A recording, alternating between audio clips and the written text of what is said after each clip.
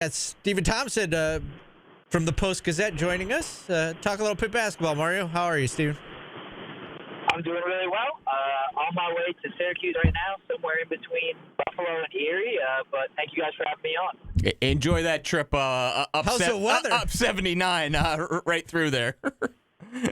Yeah, no, it's, the weather's fine, cold, a lot of snow on the ground. It's just a little demoralizing when you finish a 100-mile leg of the trip, you take an exit, and then they tell you, oh, it's 200 miles before your next move. Yeah, once you hit Buffalo, you still got another 215, 230 on that trip. I make that drive a lot. There's not a lot between Pittsburgh and Erie. No, not a whole lot. Let's get into it a little bit. Pitt's been reeling 4 straight losses, and I talked with Paulie here, and you're not losing to the Boston colleges and the Georgia Techs of the ACC. You're losing to Louisville, Clemson, who Syracuse just got throttled with. Where is Pitt right now when you look at the midway point of the season?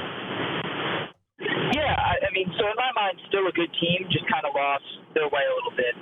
So they've had some injuries, but also some guys, they're kind of past the health issues, but I think had some trouble reintegrating guys into the lineup, figuring out where, Damian Dunn fits in, who's a transfer from Houston, a 6th-year guy, but someone was their 3rd leading scorer and a starter before he got hurt for about 6 weeks. And when he came back, I think they just had a little bit of trouble figuring out lineups because it hasn't quite been the same thing every game that has ailed them.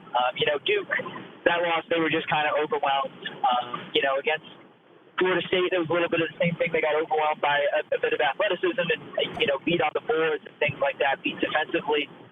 But Louisville, they only lost by 4, and they gave up 22 second chance points. So, you get even 1 or 2 more defensive rebounds there, and you're probably in a good spot. In that Clemson game, they had plenty of opportunities to win that even before it got to overtime, and they just stalled out offensively. So I think Jeff Capel is still trying to figure out where all of his, different pieces fit together now that he's fully healthy again. And the other thing is that I think they need their stars to step up a little bit. Jalen Lowe and Ishmael Leggett have been really good players and kind of driven this offense all year, but I think teams are learning how to cover them and learning how to most effectively defend them, so those guys have to adjust and become playmakers as opposed to just kind of pure scorers like they've been for a lot of this season. There's no doubt that, Pitt can score the basketball this year. You guys are averaging 80 points a game. Syracuse, on the other hand, is one of the worst defensive teams in the ACC, giving up right around that. When you look at this basketball game tomorrow, or does it come down to, you just mentioned those 2 guards, dynamic guards that you have, Syracuse being able to stop them?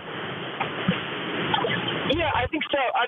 Not necessarily stop them. I look at it from the Pitt side, and I see, Lowe and Leggett as guys who are really pressing to score quite a bit when I think they could afford to be playmakers a lot more often. So I don't even know if it's necessarily for Syracuse about stopping them, but maybe making life difficult on them, but staying at home on the shooters that Pitt has. I think they've got, some depth that can really shoot the ball. So, honestly, if Syracuse is able to bait Lowe and Leggett into maybe taking some poor shots or taking some tough shots and making them earn their way to the bucket, I think that's really how Syracuse wins this game.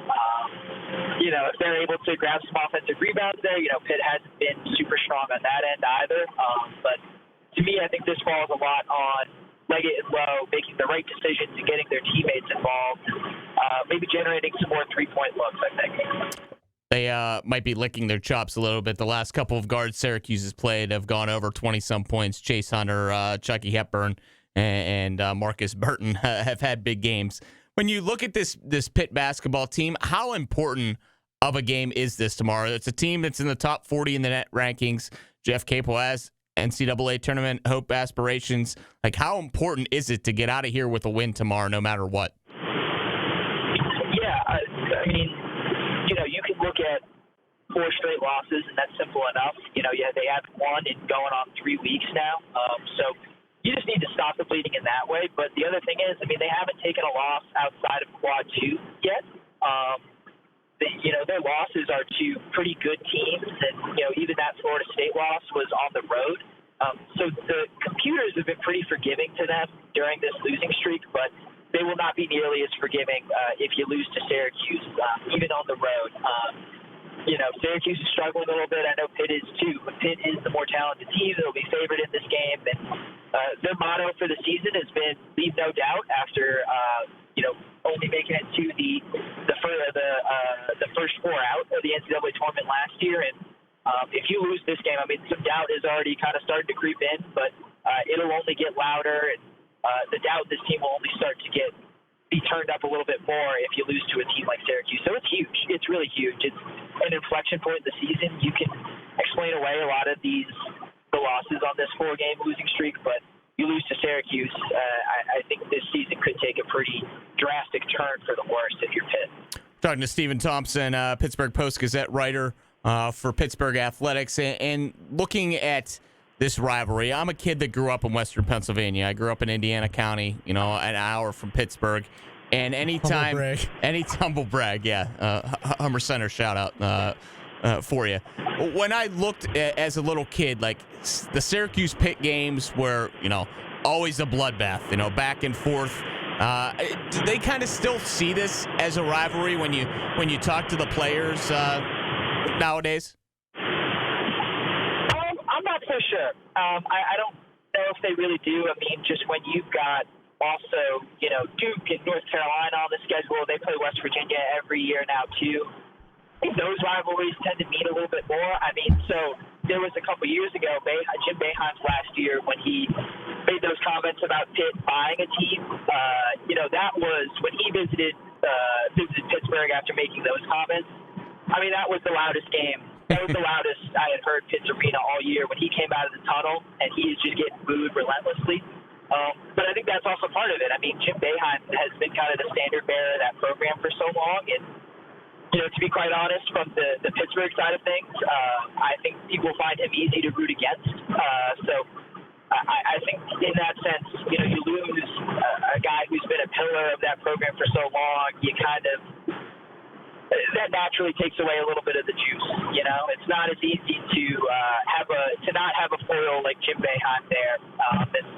The fact that Syracuse has been down for a little bit, and Pitt has also been down for a little bit. I think the fact that both the programs are still kind of finding their footing in this new conference and with some new coaches kind of takes away from it a little bit.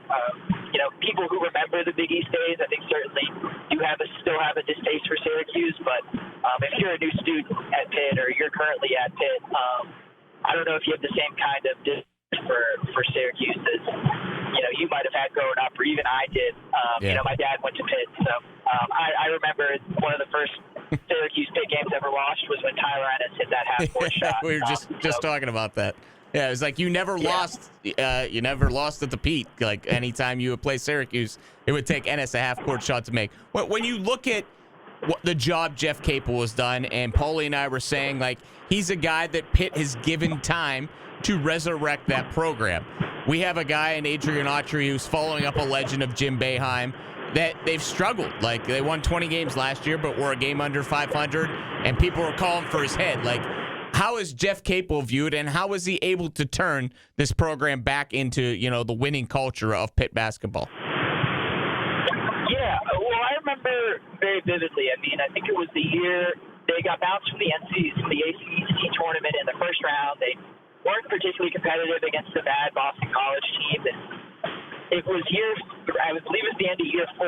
And so, we had to ask Jeff Capel, have you had any assurances made about whether or not you're coming back? And, he eventually did come back, but we asked him in the same, kind of press conference, do you think this program is better off now than it was when you inherited? And he almost laughed at us. He said, yeah, it is.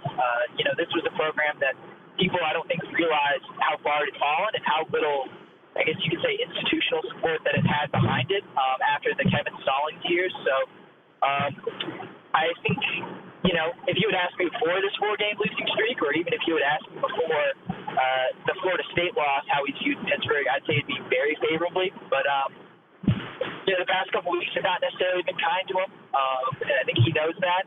But overall, I mean, it was a big job to get Pitt even back to the NCAA tournament like he did a couple of years ago, and even back on the bubble like he did last year. So I think he's done a good job. I think if you polled every Pitt fan in the world, I think overall they'd say his tenure has been positive, if not moving kind of slowly. but people are getting impatient now. There were expectations for this team, and so they want this team to be good, and they expect this team to be good now, and to not just make it to the NCAA tournament, but to be a higher seed and have a chance to make a run. Before I get into kind of your keys to the game tomorrow, I got one question on kind of a local connection, so to say. You know, Nelly Cummings played down the road at Colgate before going to Pittsburgh. Like, how's his brother doing, and will he see some time tomorrow against Syracuse? Well, his brother's been great. He's been, he started as a great energy guy, kind of coming off the bench. He's a good shooter. He's able to score, takes really good care of the ball, does all of those little things that you need to do if you're a freshman playing behind some experienced guys. He's been really good. His minutes have gone down lately. I think that's just kind of coincides with the return of Damian Dunn from injury, and Pitt's been in some tight games against good teams where maybe the matchup didn't favor a guy of Brandon's size or skill set, or they wanted to go in a different direction. But he's got a really bright future at Pitt. He's a really good player, and he's only going to keep getting better with experience. So I don't know if he'll see a lot of time on Saturday, but you guys will see him, I think, down the road, maybe in a couple of years or even as soon as next year. You'll see him playing a lot more minutes for this team. Well, I was pretty spoiled watching Nelly play. He was a heck of a player as well. When you look at tomorrow's game, how do you see it shaking out? Yeah, I mean, these past 2 weeks make you kind of wary about Pitt, but I think this is really about them.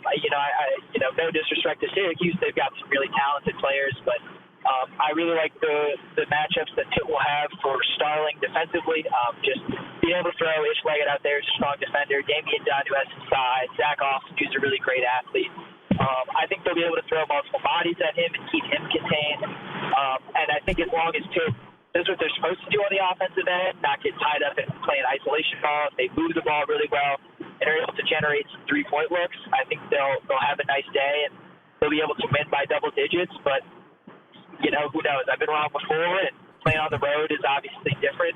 But I think as long as if Pitt doesn't win this game, I think it's going to be because they beat themselves. Steven, appreciate the time. Safe travels getting here. We'll see you tomorrow at the Dome. Stop in Buffalo. Get yourself some wings on the way over here. Thank you very much, guys. I will treat myself.